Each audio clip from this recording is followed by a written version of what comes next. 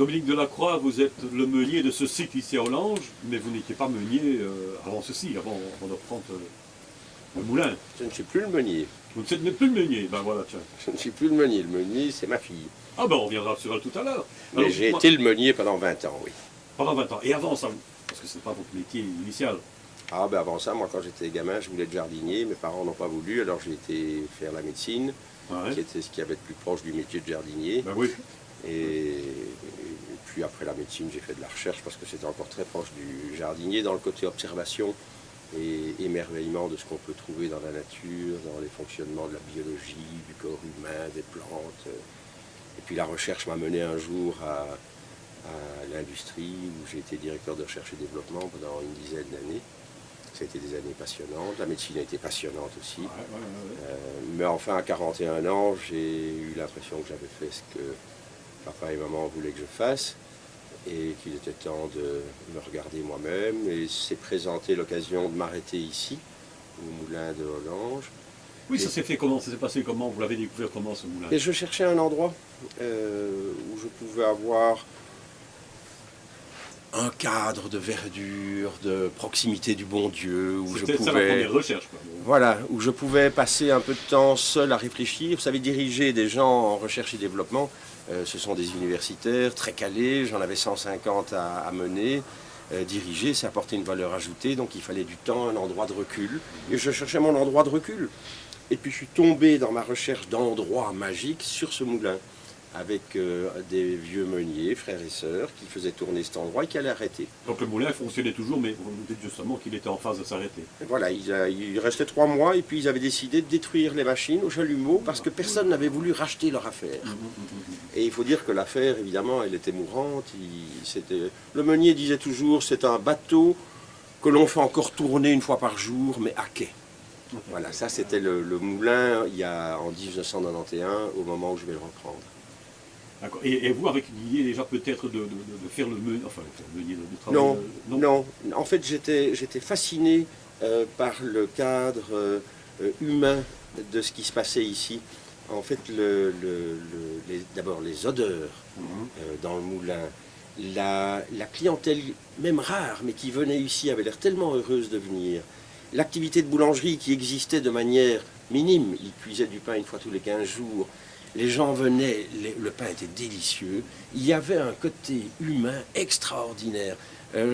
J'avais à l'époque cette sensation de bonheur que j'avais étant enfant quand j'allais chez le cordonnier, qui était sourd-muet. Et mes parents me disaient, tu vas porter les chaussures chez le cordonnier. Alors j'arrivais chez le cordonnier, je toquais à la porte, mais il était sourd, donc j'entrais. Et il était dans son atelier, il travaillait. Et je lui disais avec mes pauvres moyens d'enfant, excusez-moi de vous déranger, est-ce que je peux vous donner mes chaussures à réparer? Eh bien ici au moulin, ce qui m'a ébloui, c'était un endroit encore humain comme chez ce cordonnier de mon enfance. On n'entrait pas comme dans un grand magasin où on exigeait ceci et cela tout de suite. Non, on s'excusait de déranger l'artisan et on lui demandait si on pouvait avoir des chaussures à réparer. Ici, les gens rentrent dans l'atelier, ils s'excusent de déranger et ils demandent est-ce que je peux avoir de la farine. Ils entrent dans l'atelier de boulangerie, excusez de déranger, est-ce que je peux avoir du pain? Écoutez, si le monde pouvait être comme ça partout, c'est extraordinaire. Alors voilà, ça c'était... Je me suis simplement dit, il ne faut pas que ça s'arrête. Maintenant, est-ce que je vais être le meunier, le boulanger? Est-ce que je vais trouver quelqu'un? À l'époque, j'étais quand même un patron d'entreprises industrielles, de recherche et développement, de biotechnologie. Eh bien, je me disais, je trouverai des solutions. Mais le projet est bon. Il s'est fait qu'au bout de 2-3 ans, j'ai dû quitter mon métier, j'ai dû venir tout seul ici parce qu'aucune solution ne se dégageait pour arriver à faire démarrer ce projet dans une vision de 20 ans où on allait économiquement réussir à faire que ce moulin non seulement survive, mais se développe sans subside, sans aide particulière, simplement dans une activité économique qui, si elle est vraiment bonne, va générer l'argent qu'il faut pour assurer les investissements. Avec beaucoup de volonté à la base, naturellement. Puisque le métier de meunier, c'est une chose, mais bon, il ne faut pas faire que meunier, parce que bon, ça implique aussi le travail du bois, le travail du fer, aussi certainement le métal, la mécanique, etc. Donc tout ça, c'est un ensemble qu'il faut gérer aussi, qu'il faut connaître aussi. Le premier métier d'un meunier dans un moulin à eau, c'est le gardien de la rivière. Vous vous levez le matin, vous allez voir la rivière. Vous pensez à votre barrage, vous pensez à vos vannes. Vous vous couchez le soir, est-ce qu'il va geler? S'il va geler, il faut aller mettre un petit peu de crasse pour qu'il n'y ait plus une fuite à la vanne et qu'il n'y ait pas une goutte d'eau qui tombe sur la roue qui est à l'arrêt pendant la nuit, pour qu'il n'y ait pas de la glace qui bloque la roue le lendemain matin. On commence... de la crasse, c'est quoi exactement? Comment ça se prend? On remue des feuilles mortes de la vase, ou on prend de la sciure, qui vient de quand on coupe le bois de chauffage, on a toujours de la sciure, on va mettre cette sciure pour colmater la vanne. Et ça, c'est en hiver, il va faire -6, -7, il faut absolument colmater. Ça empêche la vanne de se bloquer, quoi, de geler, quoi. Et surtout, ça empêche qu'il y ait encore un petit ruissellement d'eau sur la roue qui gèle et qui soude la roue au sol. Et le lendemain, comme meunier, vous êtes avec une roue qui est gelée, bloquée. Et donc, en fait, vous commencez par... Votre métier, il est d'abord hors du moulin, dans la rivière, à regarder le temps, à regarder s'il va y avoir de l'orage, des crues. Voilà, ça, c'est le premier métier. Le deuxième métier, c'est le métier de mécanique. Ah oui, Vous êtes devant une mécanique assez monumentale. On dit souvent dans la peinture qu'il y a la peinture, des artistes qui font de la peinture, il y a ceux qui font de la peinture et ceux qui font de la peinture monumentale. Eh bien ici, vous êtes dans de la mécanique monumentale. Ouais, la mécanique qui touche au bois aussi, parce que bon, je suppose qu'il y a pas mal d'éléments en bois aussi qui interviennent ici. Oui, la première grande leçon que j'ai prise ici, c'est qu'il y a beaucoup d'éléments en fonte. Et je me souviens, j'ai voulu réparer le nettoyeur à grains. Et dans le nettoyeur à grains, il y a 2 hélices qui tiennent tout un treillis, et j'ai tapé avec mon marteau sur une des 2 hélices pour la faire bouger sur son axe. Elle était en fonte, et la fonte, vous donnez un coup de marteau, elle casse. Et en fait, la fonte, on peut taper dessus avec un morceau de bois, et sur le morceau de bois, on peut taper. Et donc, ça a été une découverte, évidemment, de métiers du passé, qui commence par le métal, puis le bois, puis... Alors justement, vous êtes arrivé ici à ce moulin, vous vous êtes dit, bon ben non, on ne va pas l'arrêter, bon, puisqu'il était en phase de s'arrêter. Et alors, est-ce qu'il était toujours, je veux dire, en état pour continuer vraiment son exploitation à 100%, ou bien est-ce que vous avez dû rénover, vous avez dû aménager pas mal de choses? Mais écoutez, quand je reprends le moulin, on moue encore 20 tonnes de grains par an. Alors 20 tonnes de grains par an, ça n'est pas beaucoup de journées par semaine.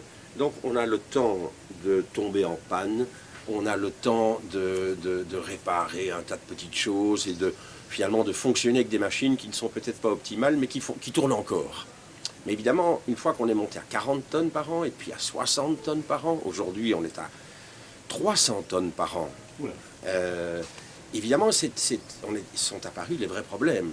La roue, mais elle n'était plus en état. Il a fallu la réparer pendant des années, puis un beau jour d'ailleurs, l'arbre a cassé. Et j'ai dû refaire une nouvelle roue. J'avais appris entre-temps le métier de charronnage avec le vieux charron de Messin, et j'ai refait cette roue moi-même. Mais cet homme m'a appris, mais j'ai eu le temps.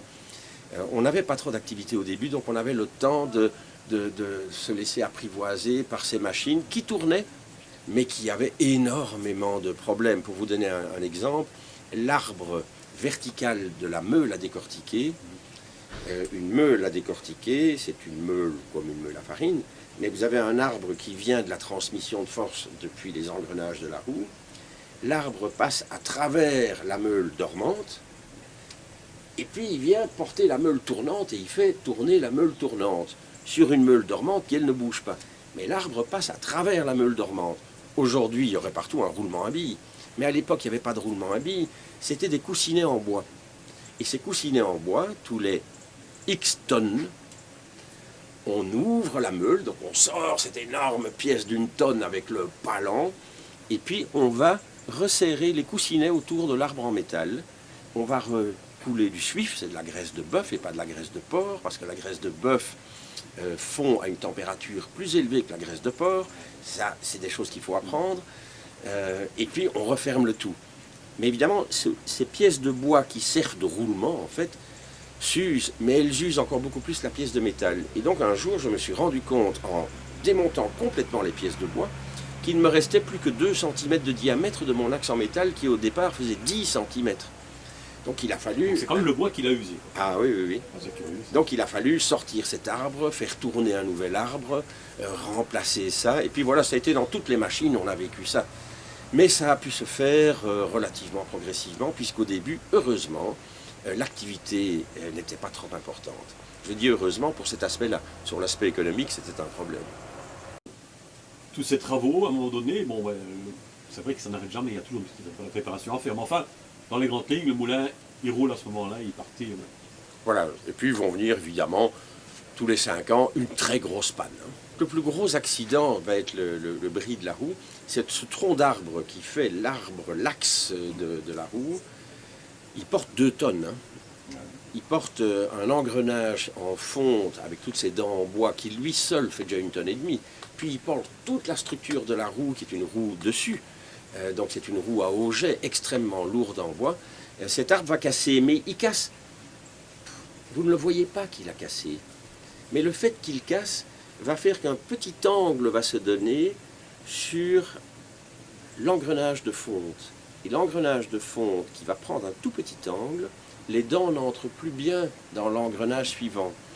Et donc ce qui va se passer, c'est que je suis en train de tourner avec ma meule à faire de l'intégrale, et tout d'un coup j'ai une vibration extraordinaire dans le moulin, un bruit épouvantable, tout vibre, le bâtiment vibre. J'arrête tout, j'arrête ma vanne, je vais voir, et je vois que j'ai 18 dents de mon engrenage, qui en fait 124, qui sont cassées. Je vais réparer mes dents. Je ne vais pas me rendre compte qu'en fait c'est l'arbre de la roue qui a cassé.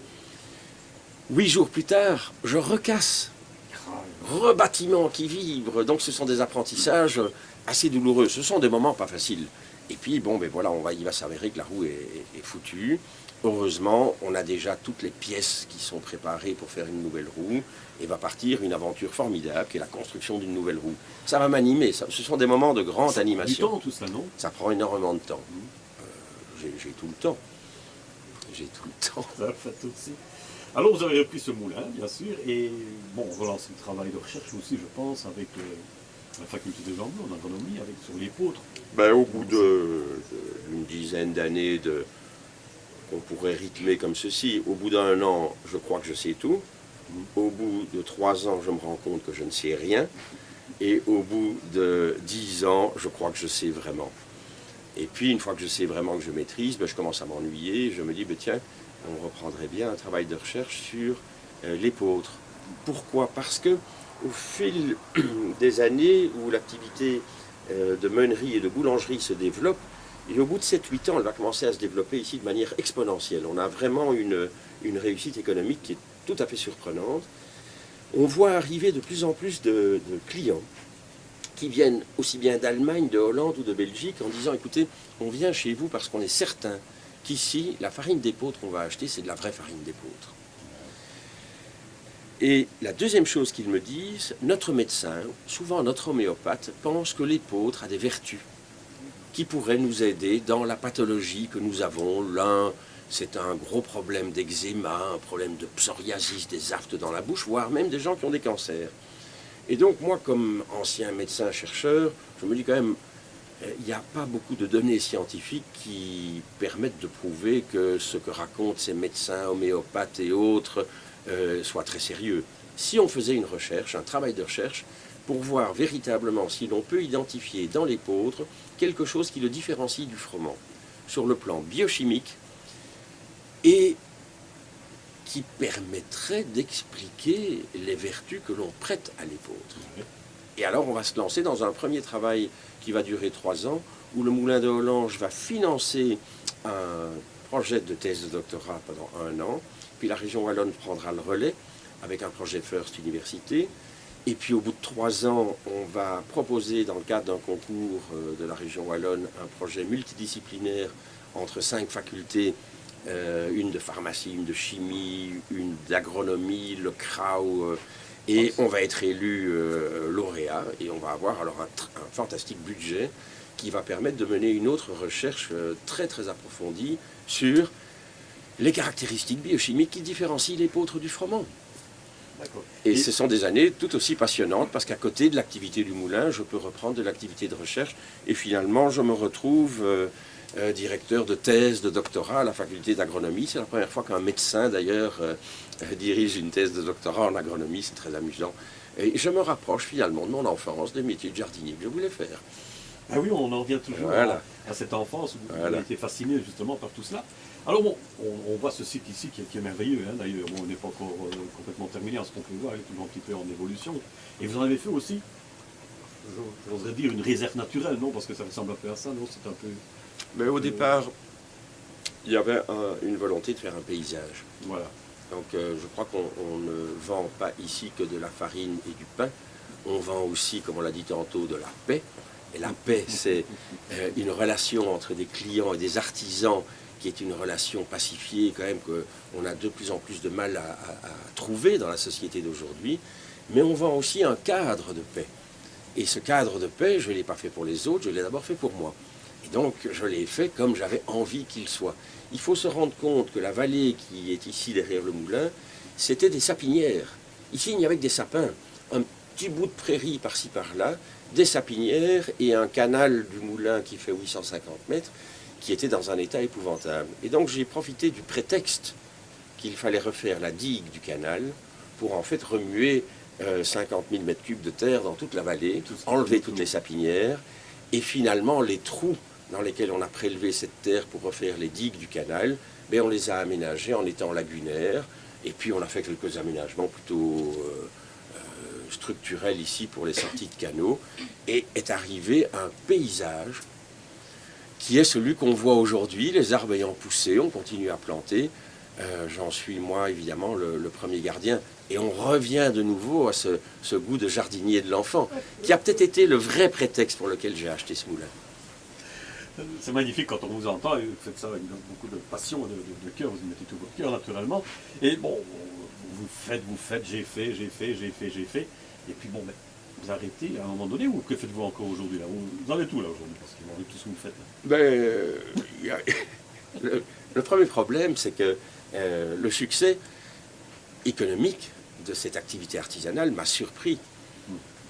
Il m'a surpris et il a fallu faire face sur le plan des ressources humaines.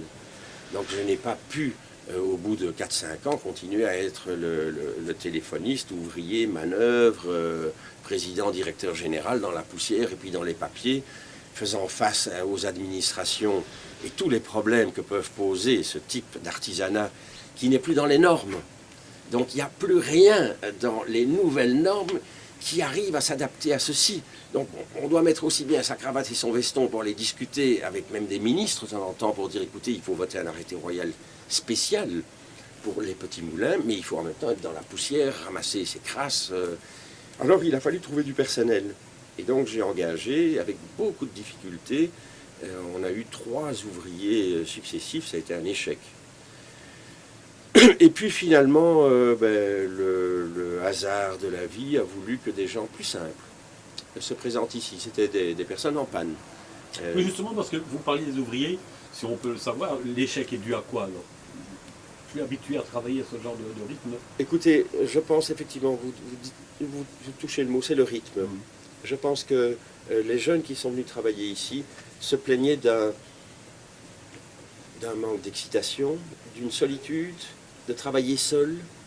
Le métier d'artisan est un métier assez solitaire. Et ça n'a pas marché. Ils venaient ici par curiosité, c'était une expérience, mais ils ne restaient pas.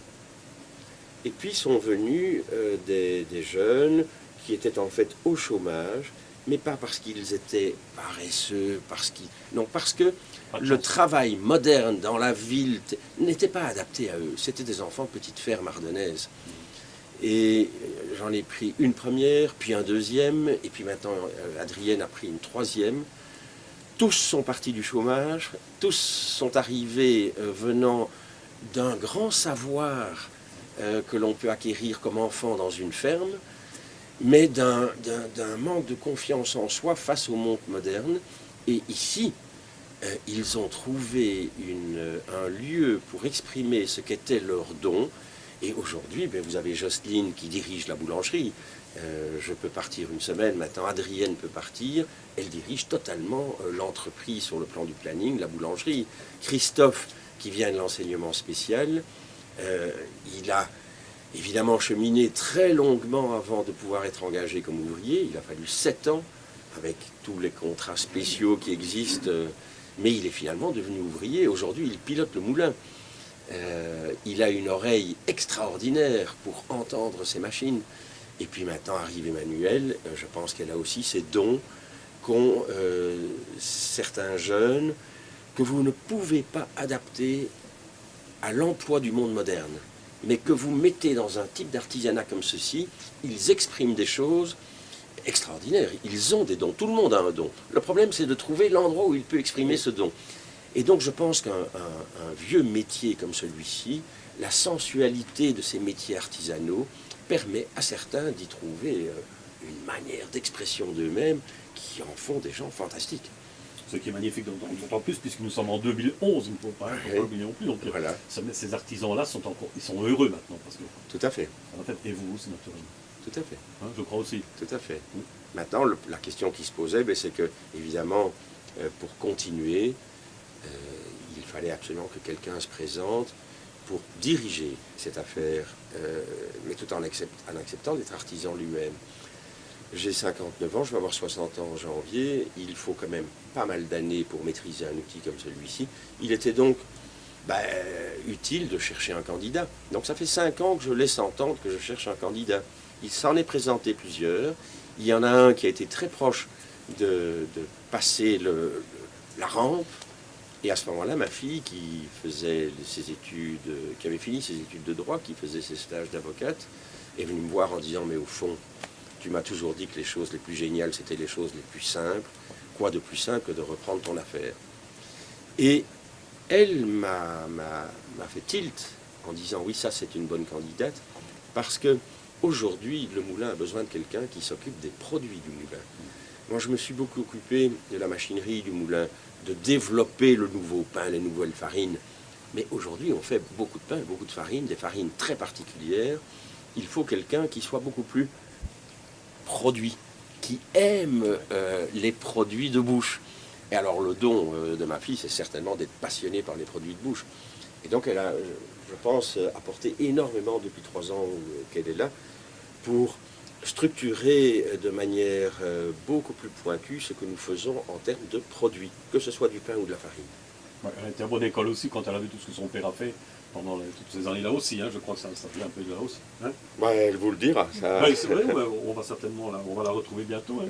Voilà, je crois qu'on a fait le tour dans le milieu de la croix. Merci beaucoup et je veux dire bonne continuation parce que vous n'êtes pas prêt de nous arrêter comme je vous vois là. Non, il y a des arbres à planter. Merci beaucoup. Ça n'a aucune espèce d'incidence, je vais vous expliquer pourquoi. C'est qu'il y a beaucoup plus d'acide, il y a plus d'acide, il y a plus de graisse en fait dans l'épeautre et dans le froment, 20% d'huile. Et cette augmentation est exclusivement due à une augmentation d'acide oléique, qui est typiquement l'acide gras de l'huile d'olive. Ah, voilà. Donc on va dire c'est génial. L'épeautre est riche en acide gras qui est un peu comme on parle des oméga 3 et tout ça. Mais la quantité d'épeautre que vous devriez manger pour avoir la quantité d'acide oléique qui est valable pour la santé est telle que ça n'a aucune espèce d'intérêt. Mais c'est un très beau message marketing. Et puis l'autre chose qu'on a observé beaucoup de choses négatives, donc toutes les hormones des plantes, on n'a pas vu de différence et tout. Mais alors finalement, on a mis le doigt sur la chose véritablement, pour moi, à l'évidence, c'est un avantage considérable de l'épeautre sur le froment. C'est une richesse exceptionnelle en magnésium, en fer et en zinc de l'épeautre par rapport au froment. Et on sait qu'aujourd'hui, les homéopathes, quand ils traitent des gens parce qu'ils sont un peu fatigués, déprimés l'hiver, ils leur donnent du magnésium. Quand ils traitent des cancéreux qui reçoivent des chimiothérapies, ils leur donnent du zinc. Eh bien, je pense que l'épeautre a probablement une vertu, par ses minéraux, d'apporter quelque chose de tout à fait essentiel. Mais ce qu'on a découvert aussi, malheureusement, parce qu'on a en plus finalement collaboré avec un laboratoire suisse qui s'intéressait beaucoup aux problèmes d'adultération des farines, on a découvert que les farines d'épeautre commercialisées en Europe, farine d'épeautre, 100%, quand il y a 20% d'épeautre dedans, c'est un miracle. Alors évidemment, pourquoi? Parce qu'il n'y a aucun test qui vous permet aujourd'hui sur une farine de prouver par un test de laboratoire que c'est bien de l'épeautre et pas du froment. Mais comme l'épeautre se vend beaucoup plus cher, c'est moins intéressant.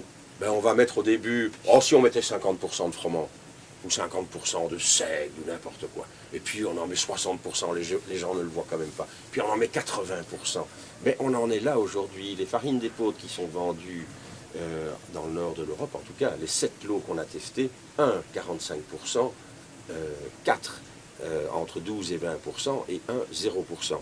Et c'était le seul par hasard, où il était marqué farine biologique. Ça en dit long sur l'évolution du marketing vers une clientèle qui a quitté les églises et qui demande à croire à quelque chose. Elle a trouvé la nouvelle église du bio, du paramédical. Je ne veux pas être méchant, mais il y a quelque chose de ça. D'en se rattacher à quelque chose. Voilà. On bénissait des chapelets avant, maintenant on bénit des produits. Produits bio. Il y a un grand risque. Oui, ça. Mais qu'est-ce que vous voulez? Il n'y a pas de visibilité. Ces gens-là ils produisent rien du tout. Ils achètent des matières premières qui viennent aussi bien de Tchéquie, du Brésil, et puis on met des certificats. Ici, vous venez encore, évidemment, vous rentrez dans notre usine, vous êtes là, vous regardez ce qu'on fait, vous voyez s'il y a des produits. On est encore un artisan visible. Accessible. Voilà. Bon, allez, je vous laisse.